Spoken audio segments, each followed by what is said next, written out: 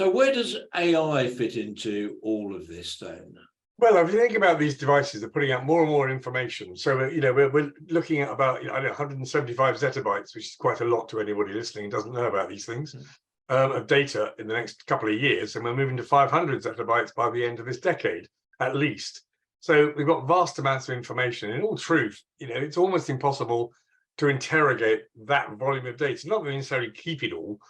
Some of it may be just at the edge, in which case we use it at the edge, i.e. putting phosphates down on the ground. You don't need to store that centrally when you've done the job of what you need to do. But bottom line is, we will have vast reservoirs of data we need to interrogate.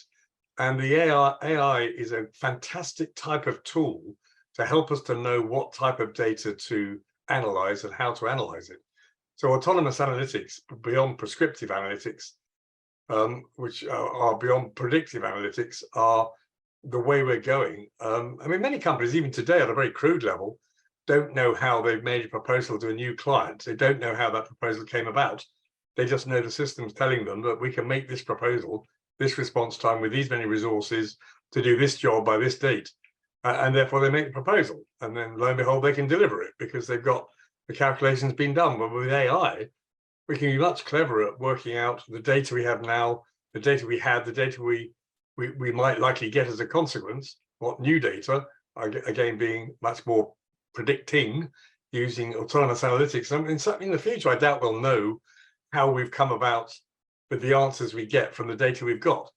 I know that sounds awful and convoluted, but data we have internally is vaguely interesting, but data added to external information, i.e. weather information and insurance, crop yield growth versus, insurance of farmers' crops.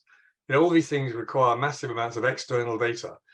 And how that data is generated is through masses of sensors delivering information about the condition of something and then using past information to forecast incredibly accurately the likely outcome as a consequence. And that's how insurers in the States are already doing that we can predict very accurately the likelihood and therefore price it, a risk. And then when that occurs, we know it's occurred, and therefore we send a check, so to speak. We don't need to wait for a claim.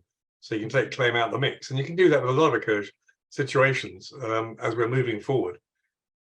So where does blockchain fit into all of this? Blockchain is heralded as a bit of a game changer in the same way as AI, but the fact that we can actually securely track what's happened, where does that fit in? Well, that is exactly the issue, isn't it? We can securely track data. We can limit how that data is manipulated. We can protect it in unusual ways. So traditional hacking and loss in that way is not going to happen. And we can, probably even more importantly, we can distribute it without intermediaries either up the value chain or down the value chain. So unless you genuinely add value to the process, and if you're just a transmitter of information from one point to another, a wholesaler to a retailer, then you're going to find, a manufacturer to a retailer. If you're a wholesaler without value, then the value you've got is going to become limited.